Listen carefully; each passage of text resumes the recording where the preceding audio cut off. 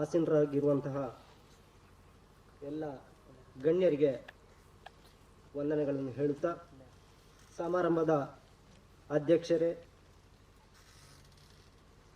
ಹಿರಿಯರಾದಂತಹ ತೋಲ್ಪಾಡಿಯವರೇ, ನರೇಂದ್ರ ನಾಯ್ಕರವರೇ, ಹಾಗೆಯೇ ಪತ್ರಿಕಾ ಮಾಧ್ಯಮದ ನನ್ನ ಮಿತ್ರರಾದಂತಹ ರಾಘವೇಂದ್ರಾಚಾರ್ಯವರೇ, ಹಾಗೆಯೇ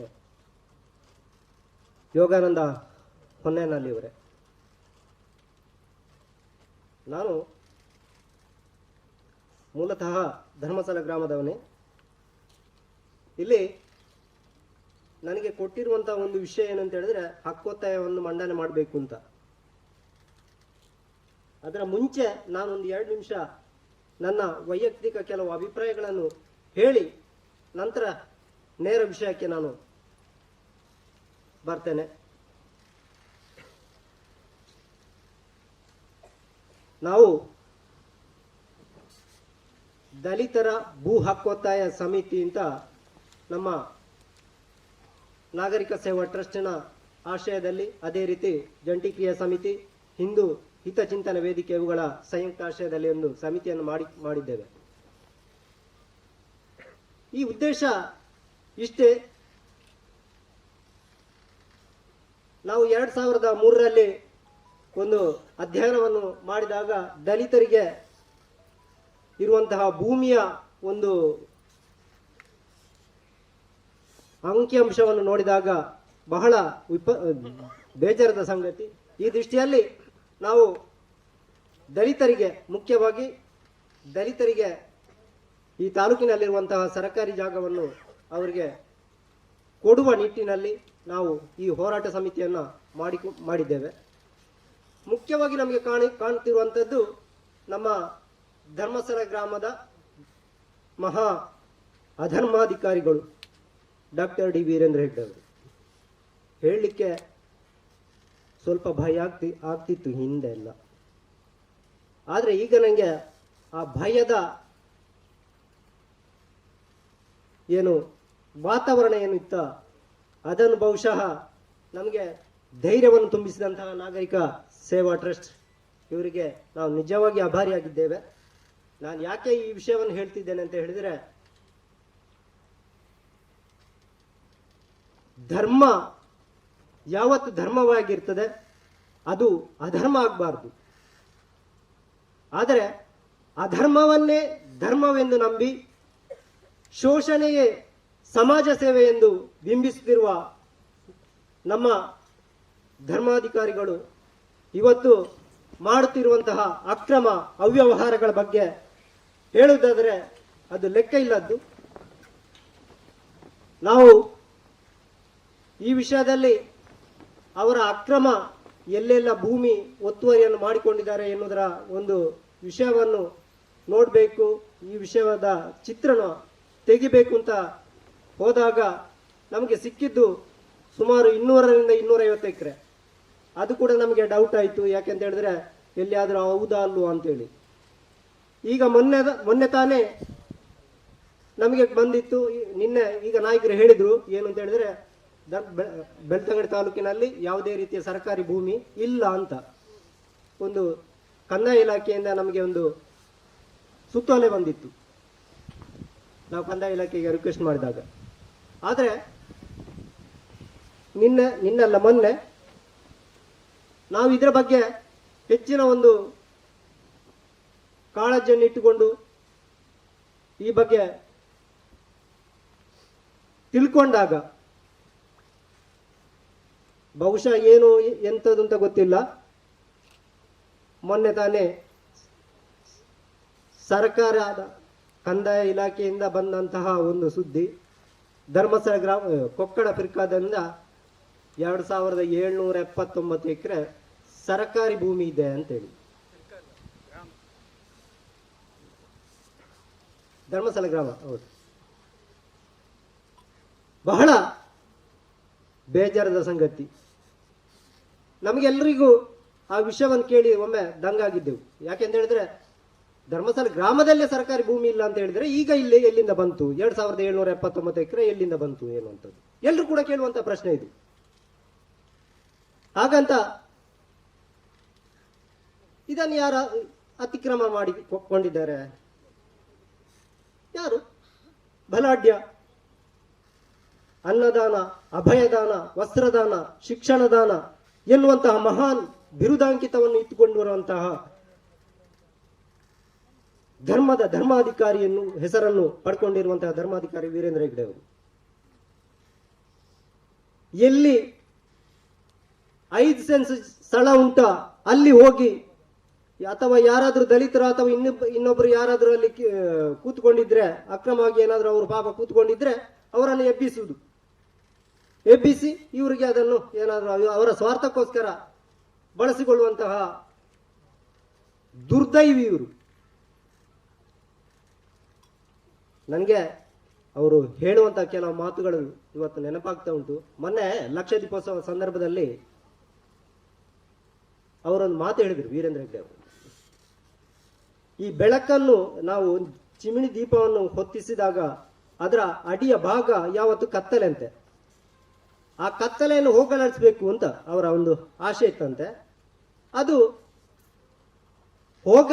ಹೋಗಲಾಡಿಸಿದ್ದೇನೆ. ಆ ಕತ್ತಲೆಯನ್ನು ಹೋಗಲಾಡಿಸಿಯೇ ನಾನು ಅವರ ಒಂದು ಪ್ರೀತಿ ವಿಶ್ವಾಸದಿಂದಲೇ ನಾನು ನಿಮ್ಮೆಲ್ಲರ ಆಶೀರ್ವಾದದಿಂದ ನಾನು ಈ ಜನತೆಗೆ ಇಷ್ಟು ಪ್ರಿಯನಾಗಿದ್ದೇನೆ ಅಂತ ಎನ್ನುವಂತ ಮಾತನ್ನು. ಆದರೆ ಒಂದು ವಿಪರ್ಯಾಸದ ಒಂದು ಸಂಗತಿ ನಾನು ಹೇಳ್ತೇನೆ. ಯಾಕೆ ಅಂತ ಹೇಳಿದ್ರೆ, ದಲಿತರಿಗೆ ಮುಖ್ಯವಾಗಿ ನೀವು ನೋಡಿರ್ಬೋದು, ಮೊನ್ನೆ ಅವರ ವರ್ಧಂತ್ಯೋತ್ಸವ ಅಂದ್ರೆ ಪಟ್ಟಾಭಿಷೇಕದ ಸಂದರ್ಭದಲ್ಲಿ ಎಲ್ಲ ಅಲ್ಲಿನ ಕೆಲವು ನೌಕರರಿಗೆ ಒಂದು ಸನ್ಮಾನವನ್ನು ಮಾಡುವಂತ ಒಂದು ಕಾರ್ಯಕ್ರಮ, ಎಲ್ಲ ಪ್ರಾಯದವರು ವಯಸ್ಸಾದವರಿಗೆಲ್ಲ. ಬಹುಶಃ ಅಶೋಕನಗರದವರು ಕೂಡ ಇದ್ರು. ಆದ್ರೆ ಒಂದು ವಿಷಯ ಏನು ಅಂತ ಹೇಳಿದ್ರೆ, ಎಲ್ಲರನ್ನು ಕೂಡ ಅಲ್ಲಿ ಮೇಲ್ಗಡೆ ಕೂತ್ಕೊಳಿಸಿದ್ರು, ಚೇರ್ನಲ್ಲಿ ಕೂತ್ಕೊಳಿಸಿದ್ರು. ಆ ಅಶೋಕನಗರದಂತಹ ನಮ್ಮಂತಹ ದಲಿತರನ್ನು ಅಲ್ಲಿ ಏನ್ ಮಾಡಿದ್ದಾರೆ ಅಂತ ಹೇಳಿದ್ರೆ, ನೆಲದಲ್ಲಿ ಕೂರಿಸಿ ಅವರಿಗೆ ಸನ್ಮಾನವನ್ನು ಮಾಡಿರುವಂಥದ್ದು. ಎಲ್ಲಿ ಹೋಗಿ ಇವರು ಕತ್ತಲೆಯನ್ನು ಹೋಗಲಾಡಿಸಿದ್ರು ಸ್ವಾಮಿ? ಎಲ್ಲಿ ಹೋಗಲಾಡಿಸಿದ್ರು ಇವರು ಕತ್ತಲೆಯನ್ನು? ದಲಿತರನ್ನು ಶೋಷಿತರನ್ನಾಗಿ ಇನ್ನೂ ಕೂಡ ದಲಿತರ ಇದು ಶೋಷಣೆಗೆ ಒಳಗೆ ಪಡಿಸ್ತಾ ಇದ್ದಾರೆ ಇವರು. ಹೇಳುವಾಗ ಒಂದಲ್ಲ ಎರಡಲ್ಲ ಅವರ ಅಕ್ರಮಗಳನ್ನು ಹೇಳುವಾಗ ನಮ್ಗೆ ಹೇಳಲಿಕ್ಕೆ ಎಂತ ಮುಜುಗರ ಆಗ್ತಿದೆ ಅಂತ ಹೇಳಿದ್ರೆ, ನಿಜವಾಗಿ ಅವರೇ ಅಸಹ್ಯ ಆಗ್ತಿದ್ದಾವೆ. ಮುಜುಗರ ಅಲ್ಲ, ಅಸಹ್ಯ. ಇನ್ನು ಒಂದು ಕಾಲದಲ್ಲಿ ನಾವು ಹೆಗ್ಡೆಯವರು ಅಂತ ಹೇಳಿದ್ರೆ ನಾವು ಭಯ ಪಡ್ತಿದ್ದೆವು. ಅವರ ಹೆಸರನ್ನು ಕೂಡ ಹೇಳಲಿಕ್ಕೆ ದಲಿತರು ಅಲ್ಲಿ ಭಯ ಪಡುವಂತಹ ಒಂದು ಪ್ರಸಂಗ ಇತ್ತು. ಬಹುಶಃ ನಾನು ಮೊನ್ನೆ ಅಶೋಕನಗರಕ್ಕೆ ಒಮ್ಮೆ ಭೇಟಿ ನೋಡಿದಾಗ ನಮ್ಮ ಇವತ್ತಿನ ಸಭೆಗೆ ಅವರು ಬರಬೇಕು ಅಂತ ನಾನು ಅವರನ್ನು ರಿಕ್ವೆಸ್ಟ್ ಮಾಡಿದ್ದೆ. ಆಯ್ತು, ನಾನು ಇವತ್ತು ಬರ್ತೇನೆ ಅಂತ ಹೇಳಿದ್ರು. ಒಂದು 2-3 ಜನ ಆದರೂ ಬರ್ತೇನೆ, ಬಂದಿದ್ರೆ ನಿಮಗೆ ಅಭಿನಂದನೆಗಳು. ಆದರೆ ಅವರಲ್ಲಿ ಒಬ್ರು ಹೇಳಿದ್ರು, ದಾಯ್ತನ್ನ ನಿಕ್ಲೊಂಜಿ ಟ್ರಸ್ಟ್ ದಾಖಲೆ ನಿಕ್ಲೊಂಜಿ ಈ ರೀತಿಯಾದ ಒಂದು ಒಂತೆಲ್ಲ ಚೂರು ಧ್ವನಿ ತೆರ್ತಿದ್ದಾರೆ ಇಂಕ್ಲೆಗೆ ಒಂದು ಚೂರು ಪೋಡಿಗೆದ ಅಲ್ಲೇ ಹೋತು ನೀವು ಅಂದಿರು. ಇನ್ನೊಂದು ವಿಚಾರ ಏನು ಅಂತ ಹೇಳಿದ್ರೆ, ಅವರ ನೌಕರರಿಗೆ ಕೊಡುವಂತಹ ಒಂದು ಕಿರುಕುಳ ಏನು ಅಂತ ಹೇಳಿದ್ರೆ, ಇದು ಸ್ವತಃ ವೀರೇಂದ್ರ ಹೆಗ್ಗಡೆ ಅವರು ಹೇಳುವಂಥದ್ದು. ಇವತ್ತಿನ ಸಮಾಜದಲ್ಲಿ ಏನು ಅಂತ ಹೇಳಿದ್ರೆ, ಮೊಬೈಲ್ನಲ್ಲಿ ಮುಖ್ಯವಾಗಿ ಜಾಲತಾಣಗಳಲ್ಲಿ ವಾಟ್ಸಪ್, ಫೇಸ್ಬುಕ್ನಲ್ಲಿ ನಾವು ಏನು ಇಲ್ಲಿಂದ ಅವರ ವಿರುದ್ಧವಾಗಿ ಪ್ರಕಟಣೆಗಳನ್ನು ಮಾಡ್ತೇವೆಯೋ ಇದರ ಬಗ್ಗೆ ನಮಗೆ ವ್ಯಾಪಕವಾಗಿ ಅದಕ್ಕೆ ಬೆಂಬಲ ಬರ್ತಾ ಉಂಟು. ಈ ಸಂದರ್ಭದಲ್ಲಿ ಅವರಿಗೆ ಏನಾಗ್ತಿದೆ ಅಂತ ಹೇಳಿದ್ರೆ ಒಟ್ರಾಸ್ ಮುಜುಗರ. ಏನಾಗ್ತಿದೆ ನಮ್ಮ ಪರವಾಗಿ ಯಾರು ಕೂಡ ಒಬ್ರು ಕೂಡ ಕಮೆಂಟ್ಸ್ ಅನ್ನು ಕೊಡುವುದಿಲ್ಲಲ್ಲ ಎನ್ನುವಂಥದ್ದು. ಹಾಗಿರುವಾಗ ಇವರೇ ಒಮ್ಮೆ ಕರೆದು ಹೇಳಿದಂತೆ, ನೀವು ಅವರ ಸ್ಟಾಫ್ನವರನ್ನೆಲ್ಲ ಕರೆದು ಹೇಳುವಂಥದ್ದು ಏನು ಅಂತ ಹೇಳಿದ್ರೆ, ನಿಕ್ಲೇದಾನೆ ಮೊಬೈಲ್ ಇಜ್ಜ ನಿಕ್ಲೆ ಎಲ್ಲ ಅಂಚೆನ ಹಾಕ್ಲಿ ಕಮೆಂಟ್ಸ್ ಪಾಡ್ಲೆ ಹಾಕ್ಲಿ ವಿರುದ್ಧವಾದ್ದು ನಿಕ್ಲ ಪಾಡ್ಲೆ ಅಂತ. ಹಾಗೆ ಅವರನ್ನು ಆ ವಿಷಯ ನಂಗೆ ಅವರ ಅಲ್ಲಿರುವವರೇ ಅಲ್ಲಿಯ ಕೆಲಸದವರೇ ನಂಗೆ ಹೇಳಿದ್ರು. ಆ ವಿಷಯವನ್ನು ಹೇಳುವಾಗ ಅವರು ಹೇಳಿದ್ದು ಒಂದು, ಈ ಹಿಂದೆ ಅಲ್ಲಿ ಏನಿತ್ತು ಅಂತ ಹೇಳಿದ್ರೆ, ಸರಿಯಾದ ಅವರಿಗೆ ಒಂದು ಸಂಬಳ, ಯಾರು ನೌಕರರು ಯಾರು ಇದ್ದಾರೆ ಅವರಿಗೆ ಒಂದು ಸರಿಯಾದ ಸಂಬಳ ಅಥವಾ ಗ್ರಾಜ್ಯುಯಿಟಿ, ಪ್ರಾವಿಡೆಂಟ್ ಫಂಡ್, ಇನ್ನಿತರ ಯಾವುದೇ ಸೌಲಭ್ಯಗಳು ಸಿಗ್ತಿರ್ಲಿಲ್ಲ. ಈ ವಿಷಯದಲ್ಲಿ ಕೂಡ ನಾವು ಮೊನ್ನೆ ರಂಜನ್ ರಾವ್ ಇದನ್ನು ಕೇಸ್ ದಾಖಲು ಮಾಡಿದ್ದಾರೆ. ಅದಾದ ನಂತರ ಒಂದು 5-6 ತಿಂಗಳ ಒಳಗೆ ಎಲ್ಲ ಇದು ಕೂಡ ಅವರ ಸಮಸ್ಯೆಗೆ ಕೂಡ ಸ್ಪಂದನೆ ಆಯಿತು. ಈಗ ಅಲ್ಲಿಯ ನೌಕರರಿಗೆ ಗ್ರಾಚ್ಯುಯಿಟಿ, ಪ್ರಾವಿಡೆಂಟ್ ಫಂಡ್ ಅಥವಾ ಇನ್ನಿತರ ಯಾವುದೇ ಸೌಲಭ್ಯಗಳು ಕೂಡ ಕೂಲಂಕುಷವಾಗಿ ಕೂಡಲೇ ಅವರಿಗೆ ಸಿಕ್ಕಿದೆ. ಈಗ ಹೇಳ್ತಿದ್ದಾರೆ, ಮೊನ್ನೆ ಅರುಣರವರು ಕೂಡ ಹೇಳಿದ್ರು, ನೌಕರರೆಲ್ಲ ಈಗ ನೆಮ್ಮದಿಯಾಗಿದ್ದಾರೆ ಅಂತೆ. ಅದೇ ವಿಷಯವನ್ನು ಆ ಮನುಷ್ಯ ಹೇಳಿದ್ದು, ಇಂಕ್ಲೆ ದಾಯ್ ಮಾರ ಇಂಕ್ಲೆ ದನ ಮನೆ ಪರ ಹೋಗುಜ ದಾಯ್ ಬಂಡ ಇಂಚಿನ ಆತಿತ್ತನಲ್ಲ ಇಂಕ್ಲೆ ಒಂಜಿ ತಿಕ್ಕುನಂಚ ಒಂಜಿ ಬತ್ತೆಯಲ್ಲಿ ಇಂಚಿನ ಉಂಡ ಅವು ನಿಕ್ಲೆಡ್ದಾರು ತಿಕ್ಕನ ಅಂಚ ದೀಪನ ಯಾ ನಿಕ್ಲೆ ದಾಯ್ ಅಂಕಿ ನಿಕ್ಲೆಗೆ ವಿರುದ್ಧವಾದ ಉಂಟೋಡು ಆಯ್ತು ಅಂತ ಹೇಳಿದೆ. ಹಾಗೆ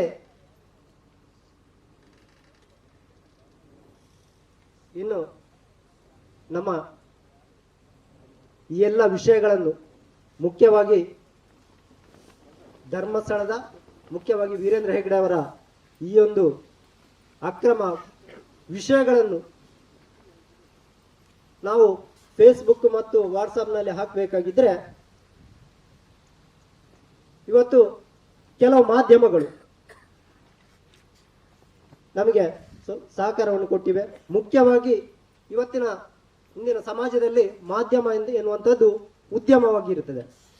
ಆದರೆ ನಮ್ಮ ಪೊಲೀಸ್ ವಾಣಿ ಮತ್ತು ಪಬ್ಲಿಕ್ ಸ್ಟಾರ್ ಎನ್ನುವಂತಹ 2 ಪತ್ರಿಕೆಗಳು ನಿಜವಾಗಿಯೂ ನಿರ್ಭೀತಿಯಿಂದ ಈ ಎಲ್ಲ ನಮ್ಮ ಪ್ರಕಟಣೆಗಳನ್ನು ಪ್ರಕಟಿಸುತ್ತಿದ್ದು ಇದಕ್ಕೆ ರಾಜ್ಯದಲ್ಲಿ ತುಂಬಾ ಜನರ ಬೆಂಬಲ ಕೂಡ ಉಂಟು. ಅದೇ ರಾಜ್ಯವ್ಯಾಪಿ ಸಹಕಾರ ಕೂಡ ಅದಕ್ಕೆ ಬರ್ತಾ ಉಂಟು. ಸರ್, ನಿಮ್ಮ ಇಬ್ಬರಿಗೂ ಕೂಡ ನಾವು ಆಭಾರಿಯಾಗಿದ್ದೇವೆ. ನಿಮಗೆ ಧನ್ಯವಾದಗಳು. ಈ ಎಲ್ಲ ಕಾರ್ಯಕ್ರಮಗಳ ಒಟ್ಟು ಸನ್ನಿವೇಶವನ್ನು ಇಟ್ಟುಕೊಂಡೇ ನಾವು ದಲಿತರ ಮತ್ತು ಭೂ ಹಕ್ಕೊತ್ತಾಯ ಸಮಿತಿಯ ಸಂಚಾಲಕರಾಗಿ ಇದ್ದುಕೊಂಡು ನಾನು ಈಗಾಗಲೇ ನಿಮ್ಮ ಕೈಗೆ ನಾನು ಓದುತ್ತಿರುವಂತಹ ಕೆಲವು ಹಕ್ಕೊತ್ತಾಯಗಳ ಒಂದು ಪ್ರತಿ ನಿಮ್ಮ ಕೈಯಲ್ಲಿದೆ.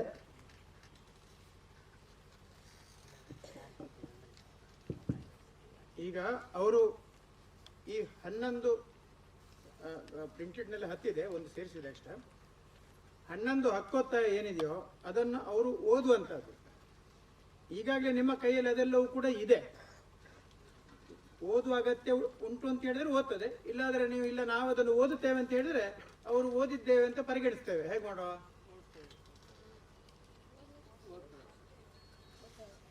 ಕೇಳುದಿಲ್ಲ?